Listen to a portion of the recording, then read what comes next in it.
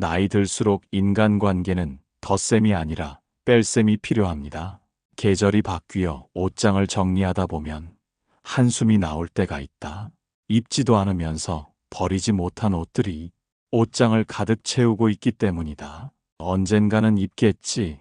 비싸게 주고 샀는데 아까워서.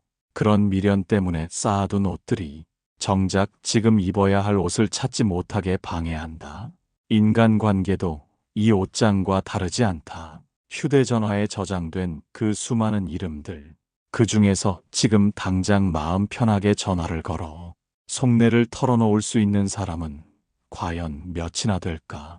젊은 날에는 사람을 많이 아는 것이 재산이라 믿었다. 그래서 싫은 사람에게도 좋은 척 웃어 보이고 나와 맞지 않는 모임에도 억지로 고개를 내밀었다. 그렇게 인맥을 넓히는 것이 성공한 인생인 줄 알았다. 하지만 세월이 흐르고 보니 알게 된다. 그 수많은 인연들이 다 내 것이 아니었음을. 오히려 너무 많은 사람에게 신경 쓰느라 정작 나 자신과 내 곁에 진짜 소중한 사람들은 돌보지 못했다는 것을 깨닫게 된다. 꽉 찬 옷장에는 새 옷을 걸 수 없다.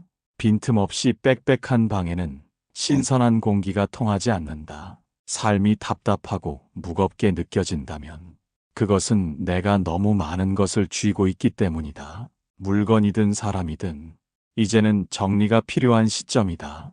옷장 정리를 할 때 과감하게 버려야 새 계절을 맞이할 수 있듯 인생의 후반기에는 인간관계에도 과감한 뺄셈이 필요하다. 나를 힘들게 하는 사람, 만나고 오면 기운이 빠지는 사람, 내 호의를 권리로 아는 사람, 그런 인연들을 억지로 붙잡고 있는 것은 썩은 음식을 냉장고에 넣어두는 것과 같다. 이제는 놓아주어야 한다. 그것은 매정한 것이 아니다. 내 남은 인생을 귀하게 여기는 지혜로운 선택이다. 불필요한 가지를 쳐내야 나무가 더 튼튼하게 자라듯 불필요한 인연을 정리해야 내 삶의 본질이 단단해진다. 오늘 이 시간은 복잡하게 얽힌 인연의 실타래를 풀고 가볍고 홀가분한 마음으로 돌아가는 여정이다. 옷장을 비우듯 마음을 비우고 진짜 내 사람, 진짜 내 인생만 남기는 연습을 시작하려 한다. 제1장, 계절이 바뀌면 옷을 갈아입듯 인연도 변합니다. 창밖을 내다보면 계절은 어김없이 흐른다. 봄에 피었던 꽃은 여름에 녹음이 되고 가을의 단풍은 겨울의 낙엽이 되어 흙으로 돌아간다. 우리는 이 변화를 슬퍼하거나 거부하지 않는다. 여름이 간다고 해서 왜 나를 떠나느냐고 여름의 멱살을 잡지 않는다. 그저 날이 추워졌구나 하며 두꺼운 옷을 꺼내 입을 뿐이다. 그런데 유독 사람 사이의 인연에 대해서는 이 자연스러운 변화를 받아들이기가 참 힘들다. 우리가 어떤 사이였는데 내가 나한테 어떻게 변할 수가 있어 하며 지나가는 인연을 붙잡고 괴로워한다. 하지만 곰곰이 생각해 보아야 한다. 모든 인연에는 저마다의 계절과 수명이 있다. 학창 시절에는 죽고 못 살던 친구였어도 사회에 나와 각자의 길을 가다 보면 멀어지는 것이 당연하다. 직장 동료로 매일 밥을 같이 먹던 사이도 퇴직하고 나면 남남처럼 서먹해지는 것이 자연스러운 이치다. 그것은 상대방이 배신을 해서도 아니고 내가 못나서도 아니다. 그저 함께할 시간의 계절이 끝났을 뿐이다. 여름에 입던 반팔옷이 겨울에는 맞지 않는 것처럼 그때는 맞았고 지금은 맞지 않는 것뿐이다. 인생은 긴 기차 여행과도 같다. 나는 내 인생이라는 기차의 기관사다. 살다 보면 수많은 사람들이 내 기차에 올라탄다. 어떤 사람은 나와 함께 종착역까지 가기도 하지만 대부분의 사람은 중간 간이역에서 내린다. 어떤 이는 한 정거장만 같이 가고 어떤 이는 꽤 오랫동안 함께 창밖을 보며 웃기도 한다. 하지만 그들이 내려야 할 역에 도착했을 때는 기꺼이 보내주어야 한다. 내릴 때가 된 사람을 억지로 자리에 앉혀두려 하면 기차 안은 소란스러워지고 여행은 엉망이 된다. 떠나는 사람을 보며 서운해할 필요 없다. 왜 끝까지 같이 가지 않느냐고 원망할 필요도 없다. 그저 함께 가는 동안 즐거웠다. 조심히 가라 하고 손 흔들어주는 것이 기관사의 품격이다. 우리는 종종 유통기한이 지난 인연을 먹고 배탈이 난다. 이미 마음이 떠난 사람, 대화가 통하지 않는 사람, 만나면 서로 상처만 주는 관계를 정이라는 이름으로, 의리라는 이름으로 꾸역꾸역 이어간다. 그것은 상한 음식을 아깝다고 버리지 못하고 계속 냉장고에 넣어두는 것과 같다. 결국 냉장고 전체에 냄새가 배고 다른 신선한 재료들까지 상하게 만든다. 인연이 다했다는 신호는 명확하다. 함께 있어도 즐겁지 않고 헤어지고 돌아오는 길에 마음이 무겁다면 그 인연의 계절은 이미 지난 것이다. 겨울이 왔는데도 여름 옷을 입고 떨고 있는 격이다. 옷이 작아지면 몸에 맞는 새 옷을 사입듯이 사람이 달라지면 그에 맞는 새로운 관계가 필요하다. 억지로 맞지 않는 옷에 몸을 구겨 넣지 말자. 그것은 나를 학대하는 일이다. 떠나가는 인연을 흐르는 물처럼 보내줄 때 비로소 내 마음에 고요한 평화가 찾아온다. 빈자리가 생겨야 새로운 인연도 들어올 수 있다. 가는 사람 잡지 말고 오는 사람 막지 말라는 옛말은 단순한 처세술이 아니라 인생을 순리대로 사는 최고의 지혜다. 오늘 내 마음속의 인연 장부를 펼쳐본다. 유통기한이 지난 이름들은 없는지, 억지로 붙들고 있는 손은 없는지 조용히 점검하고 정리할 시간이다. 제2장, 인생은 덧셈이 아니라 뺄셈입니다. 인생의 전반부는 거대한 빈집을 채우는 과정과 같았다. 가구를 들이고 장식품을 사 모으고 사람들을 초대했다. 휴대전화에 저장된 연락처의 숫자가 늘어날수록 내 인생도 풍요로워진다고 믿었다. 더 많은 사람을 알고 더 많은 모임에 나가는 것이 성공한 삶의 증거인 줄 알았다. 그때는 인생이 덧셈인 줄 알았다. 하지만 인생의 반환점을 돌고 나니 비로소 보인다. 그동안 열심히 채워 넣은 것들이 이제는 집을 너무 비좁게 만들고 있다는 사실을 발 디딜 틈 없이 꽉 찬 방에서 숨이 막혀온다. 관리해야 할 물건이 너무 많아 정작 쉴 공간이 없다. 인간관계도 마찬가지다. 젊은 날 훈장처럼 모았던 수많은 인맥들이 이제는 무거운 짐이 되어 어깨를 짓누른다. 의무감으로 나가는 모임, 불편한데도 억지로 웃어야 하는 경조사들. 내 에너지는 한정되어 있는데 쏟아야 할 곳이 너무 많아. 정작 나 자신과 내 곁에 진짜 소중한 사람들을 위한 시간은 턱없이 부족하다. 이제는 삶의 방식을 바꿔야 할 때다. 덧셈의 시기가 끝나고 뺄셈의 시기가 왔다. 진정한 지혜는 무엇을 더 채우느냐가 아니라 무엇을 덜어내느냐에 달려 있다. 마치 거친 돌덩이 앞에 선 조각가와 같다. 조각가는 돌에 진흙을 더 바르는 사람이 아니다. 망치와 정을 들고 불필요한 부분을 과감하게 깎아내는 사람이다. 돌가루가 날리고 파편이 튀는 것을 두려워하지 않고 본질이 아닌 것들을 덜어낼 때 비로소 돌 속에 숨어있던 아름다운 형상이 모습을 드러낸다. 우리 삶도 이런 조각의 과정이 필요하다. 나를 둘러싼 수많은 관계들 중에서 내 삶의 본질이 아닌 것들을 구분해내야 한다. 만나면 기운이 빠지는 사람, 허세와 자랑만 늘어놓는 사람, 내 호의를 이용하려는 사람, 지나간 과거에만 매달리는 사람. 이런 관계들은 내 인생이라는 작품을 완성하는데 방해가 되는 군더더기 돌조각들일 뿐이다. 아깝다고 생각하지 말아야 한다. 냉정하다고 자책할 필요도 없다. 그것은 내 남은 생을 귀하게 여기는 가장 적극적인 행동이다. 불필요한 것들을 덜어내야 비로소 진짜 중요한 것들이 빛을 발하기 시작한다. 껍데기를 버리고 알맹이만 남기는 것, 수많은 가짜들 속에서 진짜를 가려내는 것, 그것이 나이 들미 주는 선물 같은 지혜다. 짐이 가벼워야 멀리 갈 수 있다. 남은 인생의 여정을 홀가분하고 평온하게 걷고 싶다면 지금 당장 뺄셈을 시작해야 한다. 내 손에 쥔 것이 줄어들수록 내 마음의 평화는 늘어날 것이다. 제3장.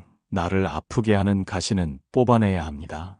손가락에 아주 작은 가시가 박혔다고 생각해 본다. 눈에 잘 보이지도 않는 그 작은 것이 손을 움직일 때마다 찌릿하고 거슬린다. 아프지 않으려고 조심조심 요령을 피워보지만 결국에는 퉁퉁 붓고 골마서 더 큰 고통이 된다.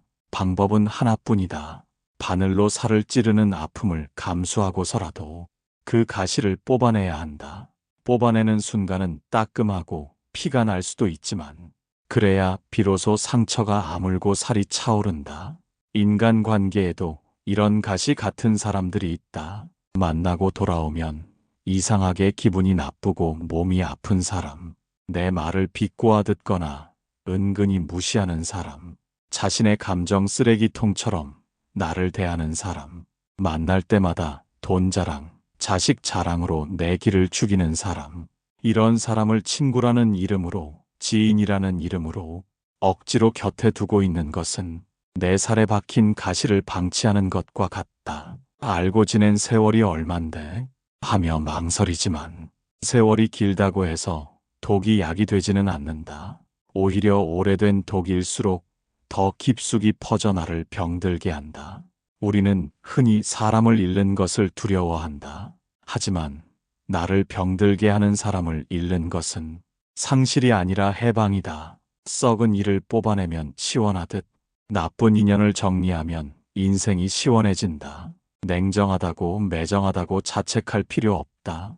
그것은 상대방을 미워해서가 아니라 나 자신을 보호하기 위한 정당방위다. 내 영혼을 갉아먹는 사람에게까지 친절할 필요는 없다. 나의 친절과 배려는 그것을 감사히 여길 줄 아는 귀한 사람들에게 쓰기에도 모자란다. 전화를 받지 않아도 된다. 만남을 핑계대고 피해도 된다. 굳이 이유를 설명하며 이해를 구할 필요도 없다.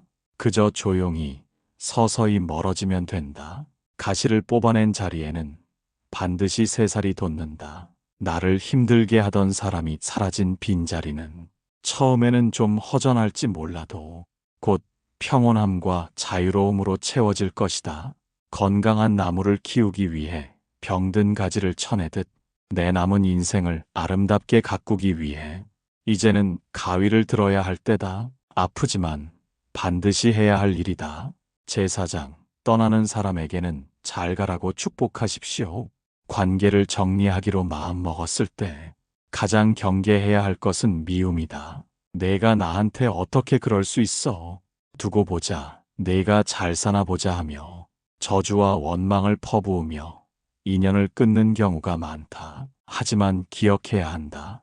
미움도 사랑만큼이나 질긴 끈이다. 상대를 미워하는 동안은 나는 여전히 그 사람에게 묶여 있는 것이다. 몸은 떨어져 있어도 마음은 지옥 속에서 그 사람과 함께 뒹굴고 있는 셈이다. 진정한 정리는 내 마음 속에서 그 사람의 흔적을 완전히 지우는 일이다. 그러기 위해서는 용서와 축복이라는 의식이 필요하다. 상대방이 예뻐서가 아니다. 내 마음의 방에서 그를 내보내기 위해 마지막으로 문을 열어주는 절차일 뿐이다. 악연이라 생각했던 사람도 가만히 돌이켜보면 나에게 가르침을 준 스승이었다. 나를 힘들게 함으로써 인내심을 가르쳐 주었고 무례하게 행동함으로써 나는 저렇게 살지 말아야지 하는 타산지석의 교훈을 주었다. 내 인생의 한 페이지를 채워준 조연으로서 그 역할이 다 끝났을 뿐이다. 그러니 떠나는 등 뒤에 대고 욕을 할 필요는 없다.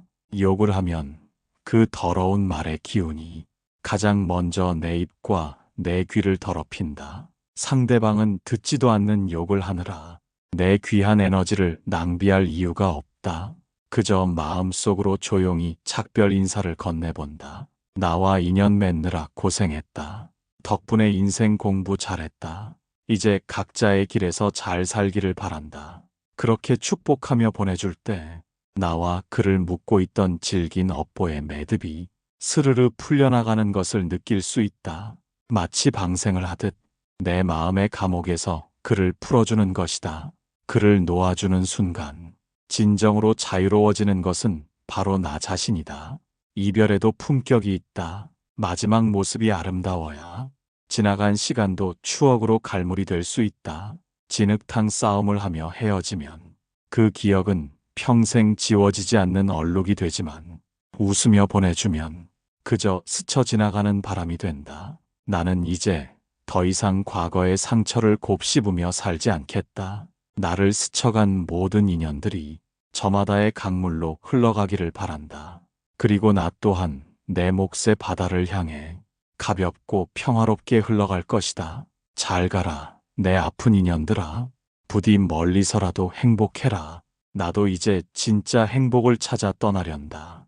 제5장, 텅 빈 방이 되어야 귀한 손님이 찾아옵니다. 불필요한 인연들을 정리하고 나니 휴대전화가 조용해졌다. 주말이면 의례적으로 나가던 모임도 사라지고 하루 종일 울려대던 메시지 알림 소리도 뚝 끊겼다. 갑자기 찾아온 이정막이 처음에는 낯설고 덜컥 겁이 나기도 한다. 이러다 나만 혼자 남는 것은 아닐까? 세상에서 도태되는 것은 아닐까 하는 불안감이 고개를 든다. 하지만 이 정막을 두려워할 필요가 없다. 이것은 고립이 아니라 여백이다. 쓰레기로 가득 찬 방에는 귀한 손님이 들어와 앉을 자리가 없다. 냄새나고 복잡한 곳에는 파리떼만 꼬일 뿐 나비나 벌은 날아들지 않는다. 귀한 손님을 초대하려면 어떻게 해야 하는가? 가장 먼저 방을 깨끗이 치우고 창문을 열어 묵은 공기를 환기시켜야 한다. 지금 내가 겪는 이 조용함은 내 인생의 방을 청소하고 환기시키는 신성한 시간이다. 자연에 잊히는 빈 곳을 반드시 채우게 되어 있다. 진공 상태가 되면 새로운 공기가 밀려 들어오듯 나쁜 인연이 빠져나간 자리에는 반드시 좋은 인연이 채워지게 마련이다. 이것은 단순히 운의 문제가 아니라 파동의 문제다. 내가 나를 힘들게 하는 탁한 인연들을 끊어내고 혼자만의 시간 속에서 마음을 맑게 닫고 있으면 나의 기운 자체가 맑고 향기롭게 변한다. 꽃향기가 퍼지면 나비가 저절로 찾아오듯 나와 결이 맞는 맑고 선한 사람들이 자석처럼 내 삶으로 끌려오게 된다. 예전에는 내 외로움을 달래기 위해 아무나 만났다면 이제는 아무나 만나지 않기에 내 영혼이 귀해진다. 그 귀한 기운을 알아보고 찾아오는 사람들, 서로에게 짐이 되는 것이 아니라 힘이 되어주는 사람들, 말하지 않아도 마음이 통하는 사람들, 그런 귀인들이 내 인생의 문을 두드릴 차례다. 지금의 이 텅 빔을 즐겨야 한다. 아무도 없어서 외로운 것이 아니라 나쁜 것들이 사라져서 홀가분한 것이다. 텅 빈 방에 햇살이 가득 들어오듯 내 비워진 마음으로 하늘의 복이 쏟아져 들어오고 있다. 이제 내 방은 준비가 끝났다. 누가 들어올지 조바심 내지 않고 따뜻한 차 한 잔 우려놓고 기다리면 된다. 가장 알맞은 때에 가장 알맞은 사람이 반드시 찾아올 테니까. 제6장, 홀로 있는 시간은 외로움이 아니라 자유입니다. 사람들은 혼자 있는 것을 두려워한다. 밥을 혼자 먹으면 처량해 보일까봐 걱정하고 여행을 혼자 가면 무슨 사연이 있는 줄 안다. 그래서 끊임없이 누군가를 찾고 무리에 섞이려 애쓴다. 마치 혼자서는 설 수 없는 덩굴 식물처럼 말이다. 하지만 이제는 안다. 타인에게 의지해서 얻은 행복은 그 사람이 떠나면 금세 무너지는 모래성 같다는 것을, 진정한 행복은 오직 나 홀로 단단하게 서 있을 때 비로소 완성된다는 것을, 인간관계를 정리하고 맞이한 이 고독은 나에게 형벌이 아니라 상이다. 누구의 눈치도 보지 않고 내가 먹고 싶은 것을 먹을 자유, 내가 가고 싶은 곳으로 언제든 떠날 수 있는 자유, 내 기분과 감정에만 온전히 집중할 수 있는 자유. 이것은 왕이 누리는 특권이지 패배자의 모습이 아니다. 책 한 권을 읽어도 깊이 빠져들 수 있고 차 한 잔을 마셔도 그 향을 온전히 음미할 수 있는 이 시간, 이 고요한 단독자의 시간이 내 영혼을 가장 깊고 풍요롭게 살찌운다. 외로움은 혼자 있는 고통을 뜻하지만 고독은 혼자 있는 즐거움을 뜻한다. 나는 이제 외로움에 떨며 사람을 구걸하는 거지가 아니라 고독을 즐기며 내면의 뜰을 거니는 주인이 되었다. 나무를 보라. 큰 나무일수록 숲을 이루기보다 홀로 서 있다.